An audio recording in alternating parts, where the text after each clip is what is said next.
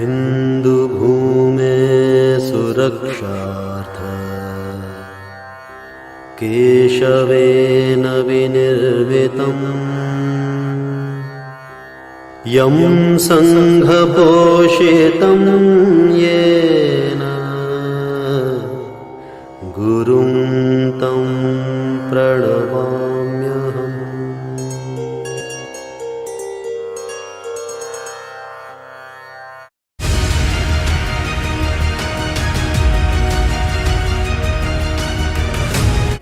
उस कालखंड में भी कैसे अद्भुत ऋषि हुआ करते थे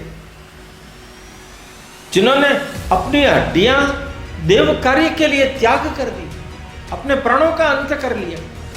परमार्थ का इससे बड़ा दूसरा कोई उदाहरण नहीं होगा। हमेशा ही ध्यान रखिए, अपने व्यवहार में बहुत शुद्धि चाहिए, विनम्रता चाहिए। ये जो अहंकार होता है जिससे लक्षित होकर के हम दुर्वचन बोल देते हैं, कटु वचन बोल देते हैं, किसी का भी अपमान कर देते हैं, सामने वाला कौन है उसका भान भी हमें नहीं रहता। मेरी हड्डियां ये संसार में शांति की स्थापना के लिए, देवत्व की स्थापना के लिए, परमार्थ के लिए अगर उपयोग होता है तो इससे बढ़कर के और कोई मेरा सौभाग्य नहीं होगा। और इतना बड़ा आकार बढ़ा दिया कि सूर्य और चंद्रमा को ढक दिया, पृथ्वी लोक पर अंधेरा छा। देवता उनके पुरुषार्थ से चमत्कृत थे। यह अपौरुषेय शक्ति से अवतीर्ण महामानव है। अपने शील से, अपने आचरण से, अपने व्यवहार से दुनिया को विजित करने का ये मंत्र।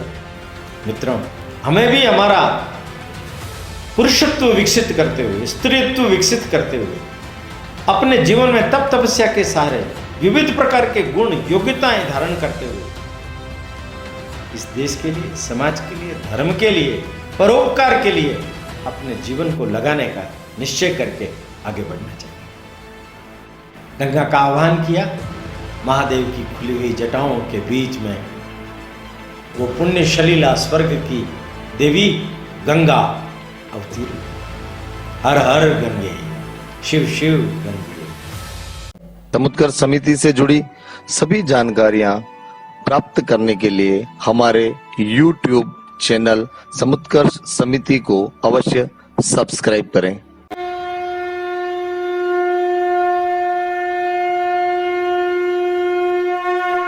आज हमारे बीच में हमारे जो मुख्य उद्बोधनकर्ता हैं, हमारे प्रेरक, हमारे पथ प्रदर्शक, वर्ष 1986 से जो अपना जीवन राष्ट्र निर्माण और राष्ट्र सेवा के लिए समर्पित कर चुके हैं, ऐसे संघ के प्रचारक माननीय ओमजी भाई साहब, आप एक प्रखर लेखक, विचारक हैं। आप द्वारा कई पुस्तकें लिखी गई हैं जिनमें मेवाड़ गौरव गाथा, जन जन के महावीर, पन्नादाय, बाबा रामदेव जैसी 25 पुस्तकों का आपने लेखन किया है। और जो आज हमारे बीच में हमारे ज्ञानवर्धन के लिए आज प्रकाशित होकर हमारे बीच में है। मैं आज के इस पुनीत अवसर पर मान्यवर भाई साहब से निवेदन करूंगी कि हमें प्रबोधन प्रदान करें। आदरणीय ओमजी भाई साहब। नमस्कार। समुत्कर्ष व्याख्यान श्रृंखला यतो धर्मस् ततो जय में आप सब लोगों का हार्दिक स्वागत है। पिछली बार हम सब लोगों ने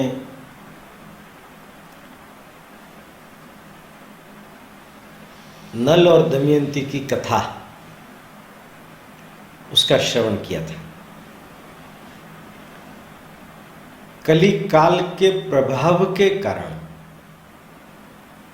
भाग्य नीचा चला गया, अस्त हो गया। इस भीषण संकट में भी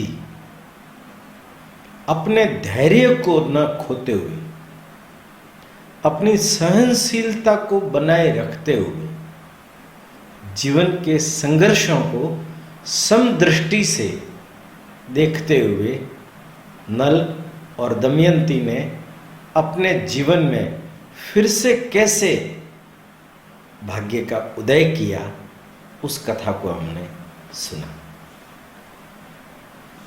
आज लोमश ऋषि युधिष्ठिर को, पांडवों को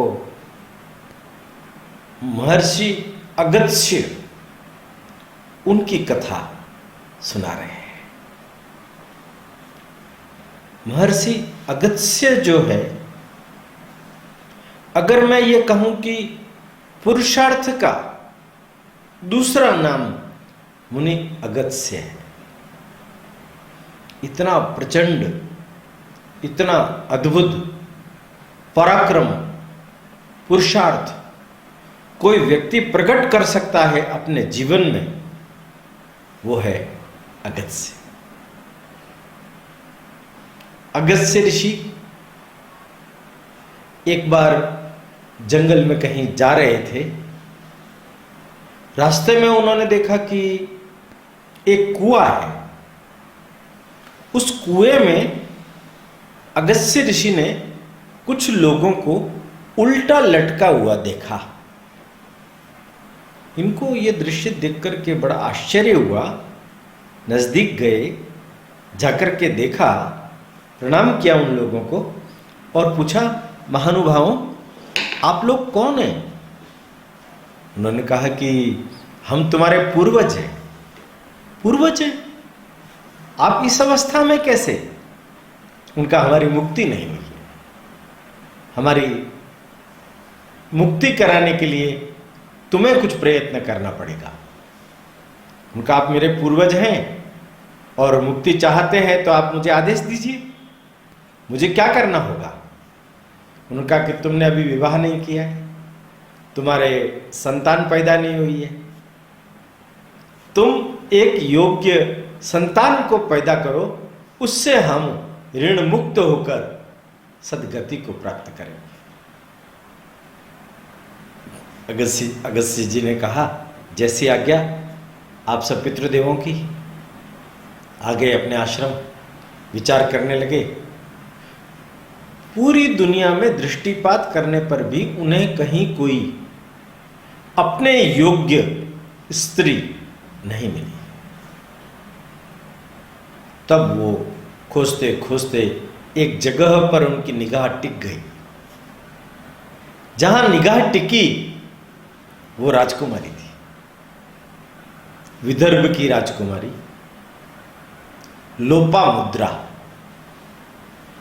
अगस्त्य मुनि गए, वहां जाकर के राजा से कहा, हे राजन, मैं अपने पूर्वजों को, उनके ऋण को अपने ऊपर से उतारना चाहता हूं, इसलिए पूर्वजों के निर्देशानुसार मैं विवाह कर एक पुत्र रत्न को उत्पन्न करना चाहता हूं, जिससे उन लोगों की सदगति हो जाए।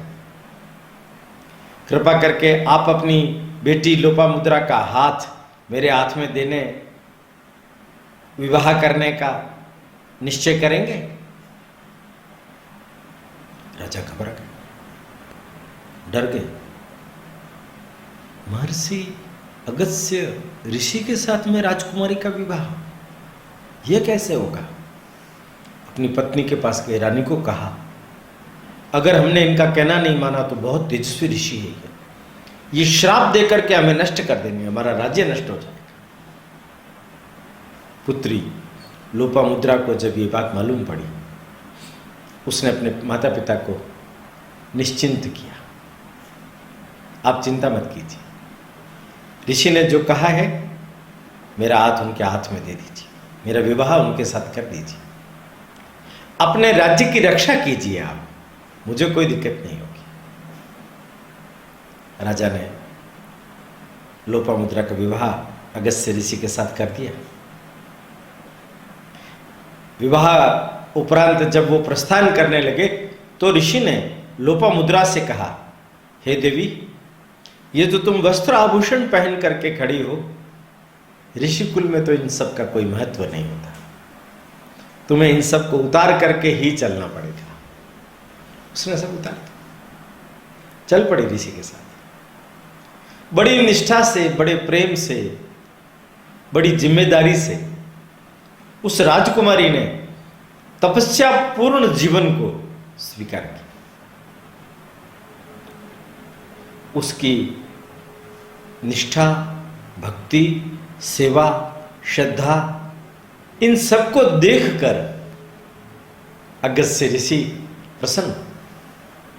एक दिन ऋतु स्नान करने के पश्चात उन्होंने लोपामुद्रा से कहा,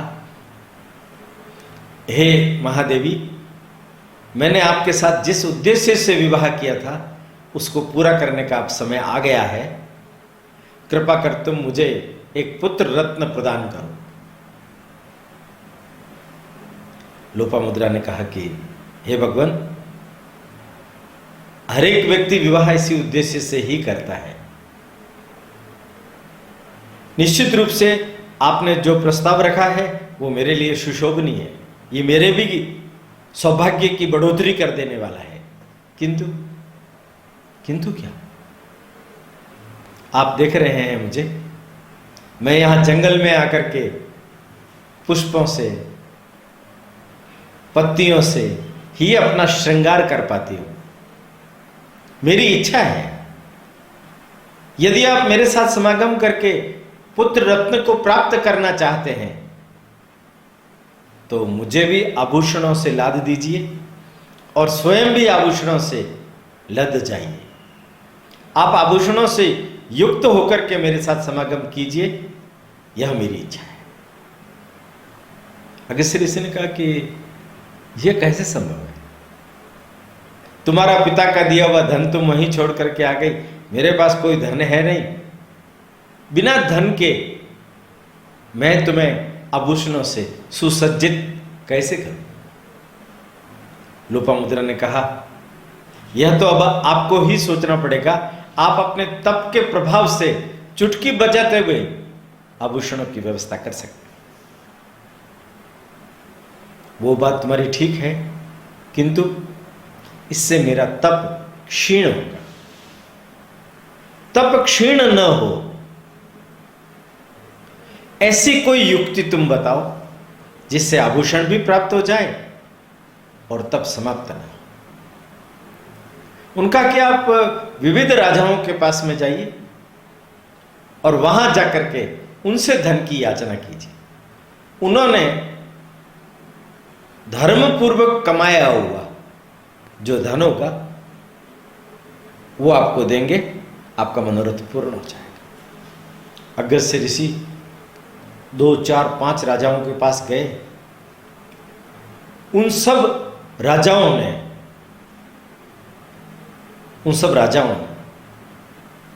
मना कर दिया। उन्होंने अपना हिसाब किताब उनके सामने रख दिया। उनका हमारे पास अतिरिक्त कोई धन है ही नहीं, तो किसके पास मिलेगा? उनका एक राक्षस है, इलविल के पास चलते हैं हम सभी गए। इलविल बहुत प्रसन्न हुआ। महर्षि अगस्त्य मेरे द्वार पर आए, चरण वंदना की, स्वागत किया, लेके आए और पूछा मैं आपकी क्या सेवा कर सकता हूं? ऋषि ने कहा कुछ नहीं, हे राजन, तुम्हारे पास में अकूत धन संपदा है, हम कुछ धन प्राप्त करने के उद्देश्य से तुम्हारे पास आए। इलविल ने कहा कि मेरे मन का भाव क्या है, यदि आप यह बता देंगे तो मैं निश्चित रूप से आपको धन दूंगा। अगस्त्य ऋषि तो मन के भाव को ताड़ लेने वाले प्रबल तपस्या से युक्त ऋषि थे। उन्होंने कहा कि तुम ये जो मेरे साथ के राजा है, इनको 1000 स्वर्ण मुद्राएं, 1000 गायें देना चाहते हो और इनसे दुगना तुम मुझे देना चाहते हो, और साथ में तीव्र गति से उड़ने वाले 2 घोड़े वो भी तुम देना चाहते हो मुझे। प्रसन्न हो गया इलविल।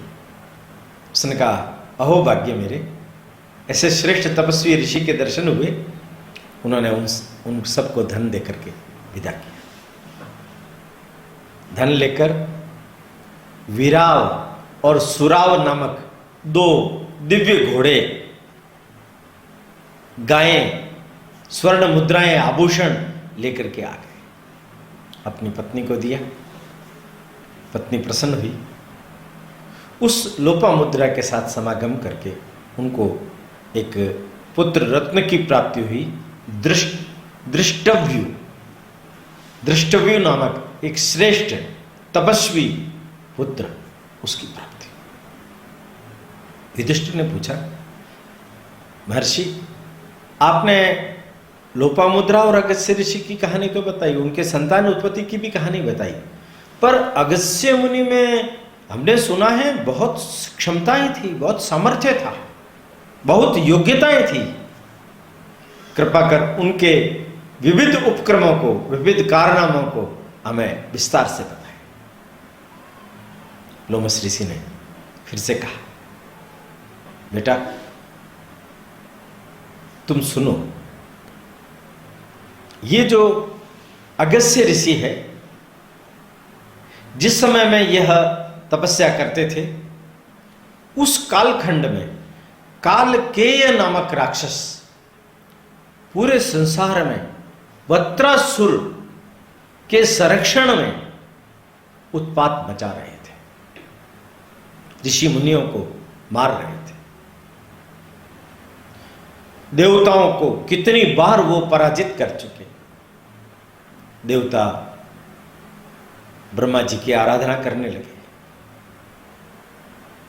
ब्रह्मा जी प्रकट हुए और कहने लगे, हे पुत्र, मैं जानता हूं तुम सब लोग वत्रासुर के अत्याचारों से त्रस्त होकर के आए हो, क्या चाहते हो बोलो। उनका वृत्तासुर का वध, उनका तुम पृथ्वीलोक पर जाओ, सरस्वती नदी के किनारे पर एक दधीची नामक ऋषि तपस्या कर रहे हैं, आप उनसे अपना मनोरथ कहो, वो अपने स्वयं की हड्डियों का दान करेंगे, उससे तुम एक वज्र बनाओ, उस वज्र से वत्रासुर का अंत हो जाए। देवता गए, मुनि दधीची के समक्ष प्रार्थना की। मुनि ने कहा कि मैं आपके लिए क्या सेवा कर सकता हूं, मुझे आज्ञा दीजिए, आप देवगण हैं, मैं आपके लिए कुछ काम आ सकूं, ये मेरा सौभाग्य होगा। दधीची को सारा वृत्तांत सुनाया। काल के राक्षसों के द्वारा जो उत्पात मचाया जा रहा है संपूर्ण पृथ्वी और देवलोक में, उसके वध करने, उसके जो संरक्षक हैं, उनके जो राजा है वत्रासुर, उनका वध करने के लिए आपकी हड्डियों से एक वज्र बनेगा। उनका मेरा ये सौभाग्य होगा। मेरी हड्डियां ये संसार में शांति की स्थापना के लिए, देवत्व की स्थापना के लिए, परमार्थ के लिए अगर उपयोग होता है तो इससे बढ़कर के और कोई मेरा सौभाग्य नहीं होगा। योग शक्ति से उन्होंने अपने प्राणों का अवसान कर दिया। दधीची की हड्डियों से, दधीची की हड्डियों से देखिए आप, उस कालखंड में भी कैसे अद्भुत ऋषि हुआ करते थे, जिन्होंने अपनी हड्डियां देव कार्य के लिए त्याग कर दी, अपने प्राणों का अंत कर लिया। परमार्थ का इससे बड़ा दूसरा कोई उदाहरण नहीं होगा, अतुल्य उदाहरण है। उनके हड्डियों से विश्वकर्मा ने 6 दांतों वाला वज्र बनाया। बड़ा भयंकर युद्ध हुआ। वत्रासुर अपने पूर्ण यौवन पर था, विशालकाय शरीर करता, मायावी छल प्रपंच रचता। उस सारी स्थितियों में वो देवताओं के ऊपर भारी पड़ रहा था। एक बार तो उसकी सिंह गर्जना के कारण इंद्र भी डर गए, किंतु फिर इंद्र ने हिम्मत जुटाई और उस वज्र का प्रहार वत्रासुर के ऊपर किया। वत्रासुर धराशायी हो गया। देवताओं की विजय हुई। देवताओं ने उनके काल के दूसरे साथियों पर, राक्षसों पर आक्रमण किया। वो सब लोग जान बचाने के लिए समुद्र में जाकर के छुप गए। बड़े बड़े मच्छ, बड़े बड़े ग्राह उनके मुंह में जाकर के छुप जाते। विजय हुई। देवता उनके संताप से मुक्त हुए, किंतु थोड़े समय बाद एक दूसरी समस्या उसने स्थान ले लिया। ये जो काल के राक्षस थे, इन लोगों ने बैठ करके विचार किया, हमें देवताओं से बदला लेना है वत्रासुर के प्राणों का, तो क्या करें हम? उन्होंने कहा, दुनिया में तप नाम की जो चीज है, अगर वो नष्ट हो गई तो हमारा वर्चस्व बढ़ जाएगा। और तप ऋषिगणी, ज्ञानी, ये सब लोग करते हैं, इसलिए उनको मारना चाहिए। वो लोग रात को निकलते और जगह जगह पर ऋषियों को, मुनियों को, तपस्वियों को, ज्ञानियों को मार डालते। ढेर लग गए हड्डियों के, त्राहिमाम मच गया पूरी पृथ्वी पर। देवता फिर इकट्ठे हुए और जाकर के ब्रह्मा जी को कहने लगे, क्या करें? ब्रह्मा जी ने कहा, मेरे पास में भी कोई उपाय नहीं है। हम सब लोग मिलकर श्रीमन नारायण विष्णु भगवान के पास चलते हैं। सभी गए, विष्णु की आराधना की। हे मधुसूदन, तूने हमारे ऊपर जब जब भी संकट आया है तब तक निराकरण किया। पृथ्वी जल में डूब गई, वराह अवतार लिया, हिरण्याकश्यप को मार करके प्रहलाद की रक्षा की, धर्म की रक्षा की, वामन बनकर के बलि से पूरी प्रजाजनों की रक्षा की। जब जब भी हमारे ऊपर संकट आता है तब तब आप हमारी रक्षा करते हैं। हमारे ऊपर भी ये काल के राक्षसों का संकट आ गया है। ये राक्षस तपस्यारत ऋषि मुनियों को मार करके उनके हड्डियों के ढेर लगा दिए। कृपा कीजिए, हमें रास्ता दीजिए, हमारी रक्षा कीजिए। श्रीमन नारायण मुस्कुराए, कहने लगे कि ये काल के राक्षसों का काम है। वो रात्रि के समय उनकी शक्तियां बढ़ जाती है, इसलिए वो उस समय आकर के और ऋषियों मुनियों का वध करते हैं। हम उनका मुकाबला नहीं कर पाते, मालूम नहीं पड़ता। छन्न वेश में दिन के समय में समुद्र के अंदर जाकर के छुप जाते हैं। अब समुद्र में तुम्हें मिल नहीं सकते, वो ग्रहों और बड़े बड़े मच्छों के मुंह में जाकर के छुप जाते। तब क्या करें? एक ही उपाय है। देवताओं ने पूछा कि क्या उपाय है? ये जो समुद्र है ना, इसके पानी को सुखा दिया जाए। पानी को सुखा दिया जाए। पानी कौन सुखा सकता है? उनका है अगस्त्य ऋषि। आप लोग उनके पास जाइए, उनसे प्रार्थना कीजिए, वो आपको इसका निराकरण बताएंगे। गए, प्रार्थना की कि ऐसा संकट आ गया है, काल के राक्षस समुद्र के अंदर छुप करके बैठ गए हैं, इसलिए समुद्र का जो पानी है उसको आपको पीना है। उन्होंने समुद्र का जो पानी था वो लेकर के और पीना शुरू किया। क्षण भर के अंदर समुद्र सूख गया। काल के राक्षस प्रकट हो गए। देवताओं ने उनके ऊपर आक्रमण किया और उन्हें नष्ट कर दिया। सब लोगों ने अगस्त्य ऋषि को आभार जताया और कहा, हे ऋषि, हम पहले भी आपके बल से बच चुके हैं। इस संसार की रक्षा भी आपके ही द्वारा की गई है। एक बार ऐसा हुआ, विंध्याचल पर्वत उसने सूर्य को कहा, हे सूर्यदेव, तुम जैसे सुमेरु पर्वत उसकी परिक्रमा करते हो प्रातःकाल सायंकाल, वैसे ही तुम मेरी भी परिक्रमा करोगे। सूर्य ने कहा कि हे देव, मैं तो ईश्वर के द्वारा निर्धारित मेरी कर्तव्य पूर्ति के लिए ही उनकी परिक्रमा किया करता हूं। आपकी परिक्रमा मैं नहीं कर पाऊंगा, मुझे क्षमा कीजिए। कुपित हो गया विंध्याचल और उसने अपना आकार बढ़ाना शुरू किया और इतना बड़ा आकार बढ़ा दिया कि सूर्य और चंद्रमा को ढक दिया। पृथ्वीलोक पर अंधेरा छा गया, सब त्राहिमाम कर उठे। अब रास्ता क्या है? अब रास्ता क्या है? सभी लोग ब्रह्मा जी के पास गए। ब्रह्मा जी ने कहा, तुम्हारी इस समस्या का समाधान अगस्त्य ऋषि के पास है।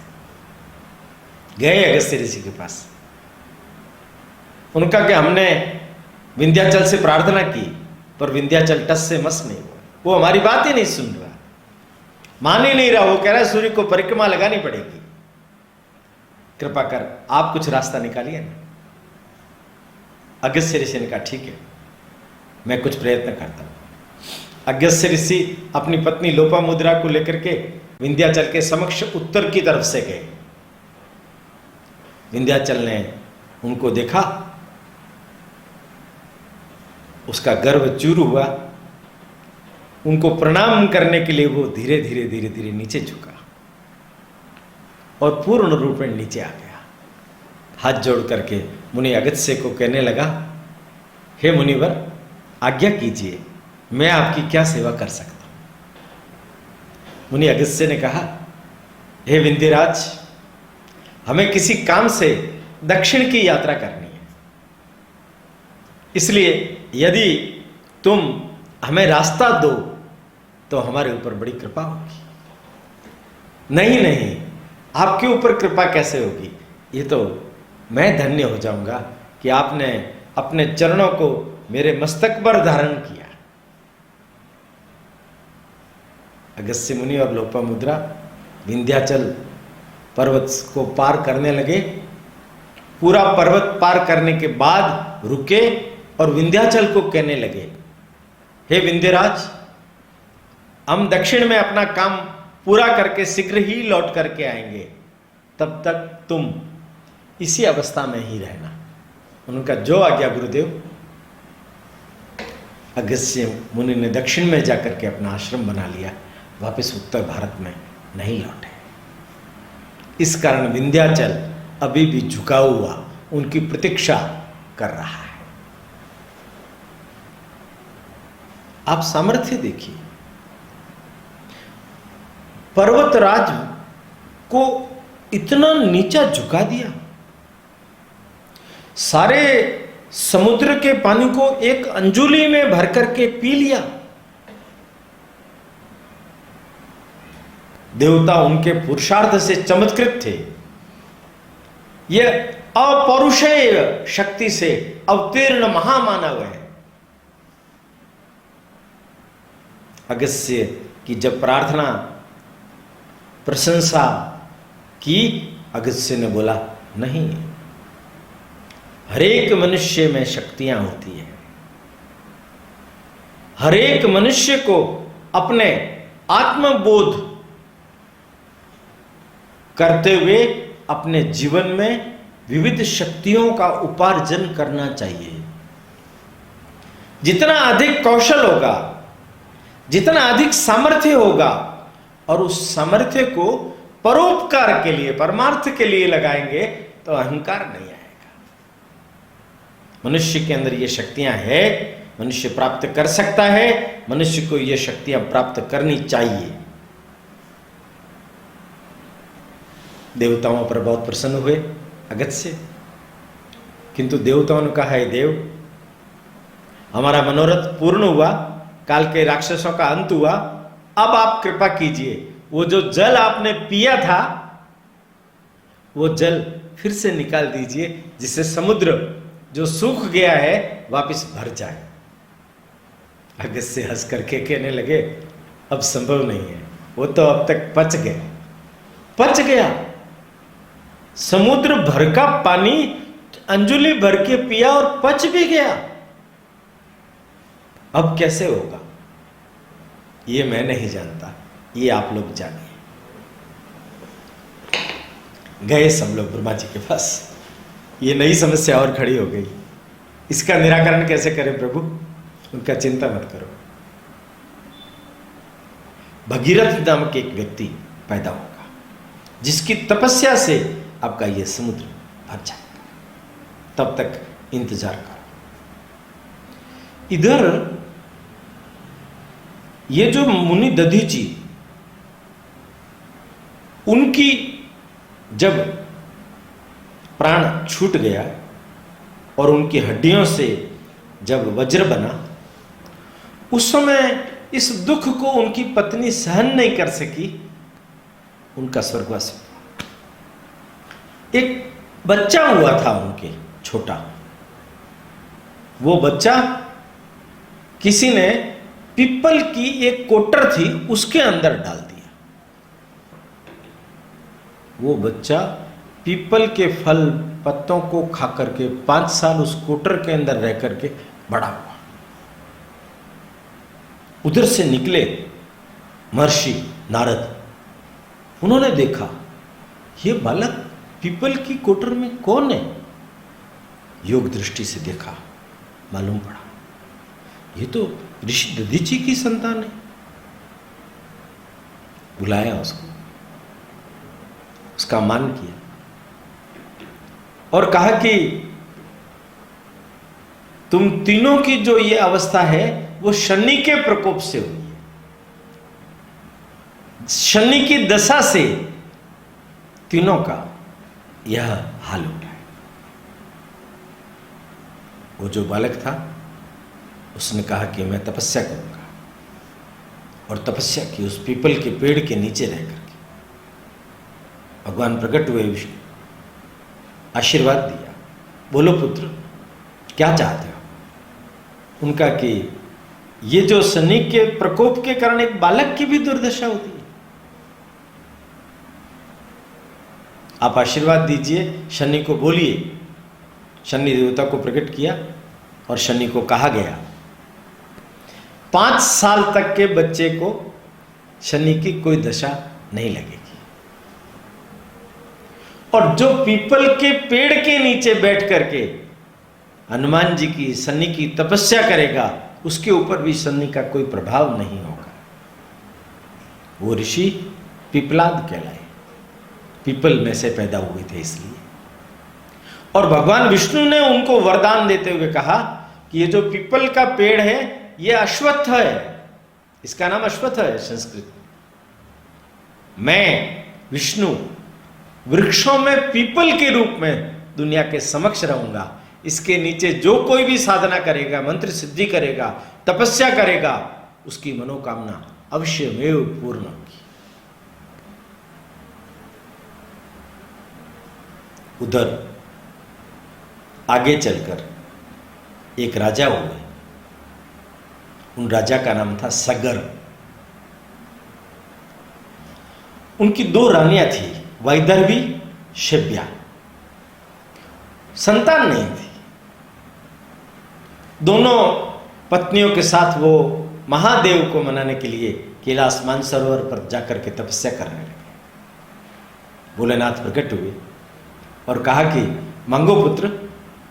उनका कि हम संतान चाहते हैं, निश्चित तुम्हारी मनोकामना पूर्ण होगी। तुम्हारी एक रानी के गर्भ से 60,000 पुत्रों की जन्म,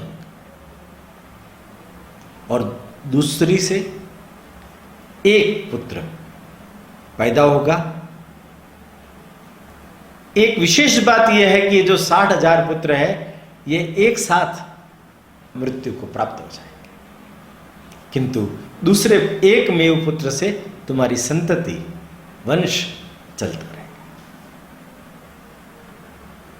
उस समय तो सगर को वर के आलोक में ये कुछ भी अटपटा नहीं लगा, वापस लौट करके आए। एक निश्चित समय में बड़ी रानी वैदर्भी ने एक तुम्बी को जन्म दिया। कई तुम्बी, दूसरी ने एक सुंदर लड़के को जन्म दिया। उस लड़के का नाम रखा असमंजस। वो बड़ा क्रूर निकला। प्रजा में से जो बच्चे जिसके रोते हुए दिखाई देते, वो उसकी गर्दन पकड़ता पानी में फेंक देते। प्रजा ने आकर के राजा से शिकायत की। राजा ने ऐसे पुत्र का त्याग कर देना उचित समझा। मंत्रियों को कहा, इस पुत्र को निकाल दीजिए। उसके भी एक पुत्र पैदा हो गया था जिसका नाम था अंशुमान। इधर ये जो तुम्बी पैदा हुई, तो तुम्बी को राजा ने फेंकना उचित समझा। आकाशवाणी हुई कि तुम्बी को फेंको मत, इस तुम्बी को तोड़ो, इसके अंदर 60,000 बीज निकलेंगे। हर एक बीज को एक गर्म किए हुए घृत उसके अंदर डालकर घड़ों में भर करके एक एक दासी इसकी परिचर्या के लिए नियुक्त कर दो। आने वाले समय में तुम्हें 60,000 संतानों की प्राप्ति होगी। वही 60,000 पुत्र जब पैदा हो गए तो राजा को अश्वमेध यज्ञ करने की इच्छा हुई। यज्ञ शुरू हुआ, घोड़ा जगह जगह पर गया। घोड़ा जब पूर्वांचल बंगाल की ओर गया, वहां से समुद्र सूखा हुआ, वहां जाकर के अदृश्य हो गया। पुत्र पीछे पीछे जा रहे थे, उनको दिखा नहीं, लौट करके आगे कि घोड़ा तो खो गया। राजा क्रोधित हुए, जाकर के कहा कि फिर से ढूंढो। वो गए, कहीं एक छोटा सा छेद दिखाई दिया। उस छेद को खोदते खोदते खोदते खोदते वो जब वहां पहुंचे तो देखा एक ऋषि तपस्या कर रहे हैं और घोड़ा उनके पास विचरण कर रहा है। उन्होंने घोड़े को हाथ लगाने की चेष्टा की पर घोड़ा उनकी पकड़ में नहीं आया। तो उन्होंने, वो जो ऋषि थे उनके साथ बदतमीजी। वो ऋषि थे कपिल मुनि, वहां तपस्या कर रहे थे। वो कुपित हो गए, उन्होंने श्राप दिया, अपने तेज से उन 60,000 पुत्रों का नाश कर दिया। समाचार मिले नारद के द्वारा, 60,000 पुत्रों का नाश हो गया। अब उन्होंने अपने पुत्र अंशुमान को बुलाया कि बेटा, अश्वमेध यज्ञ पूरा करना आवश्यक है, तुम जाओ उस अभिमंत्रित घोड़े को लेकर के आओ। ये उसी मार्ग से गया और मार्ग देखते देखते जाकर के देखा घोड़ा विचरण कर रहा है, कपिल मुनि पास में है। जाकर के कपिल मुनि को प्रणाम किया, उनकी अभ्यर्थना की, पूजा की, क्षमा मांगी। वो मेरे पूर्वज थे, मेरे चाचा थे। उन्होंने कहा कि उन्होंने बहुत ही बदमिजाजी, बदव्यवहार किया, दुर्व्यवहार किया, इसलिए वो मृत्यु को प्राप्त हुआ। हमेशा ही ध्यान रखिए, अपने व्यवहार में बहुत शुद्धि चाहिए, विनम्रता चाहिए। ये जो अहंकार होता है जिससे लक्षित होकर के हम दुर्वचन बोल देते हैं, कटु वचन बोल देते हैं, किसी का भी अपमान कर देते हैं, सामने वाला कौन है उसका भान भी हमें नहीं रहता। अपने जीवन में सद्व्यवहार के गुण को अगर हम धारण करेंगे, यह दुनिया को जीत लेने वाला व्यवहार होता है। अपने शील से, अपने आचरण से, अपने व्यवहार से दुनिया को विजित करने का ये मंत्र, ये धर्म हमें ये सिखाता है। अंशुमान की अभ्यर्थना से प्रसन्न हुए कपिल, आशीर्वाद दिया अपने घोड़े को, उनका वर मांगो, उनका ये घोड़ा मुझे चाहिए, ले जाओ। दूसरा वर उनका, मेरे ये जो पूर्वज जिनकी अकाल मृत्यु हो गई है, इनकी मुक्ति कैसे होगी? उनका कि तुम्हारे एक पौत्र होगा, वो गंगा जी की प्रार्थना करेंगे, गंगा जी धरती पर अवतीर्ण होंगे, तब उनके स्पर्श से इनकी मुक्ति हो जाएगी। आ गया वापस, अश्वमेध पूरा हुआ, सगर अपने पुत्र अंशुमान को राजपाट सौंप के वन में चले गए। अंशुमान ने भी बहुत राज्य किया।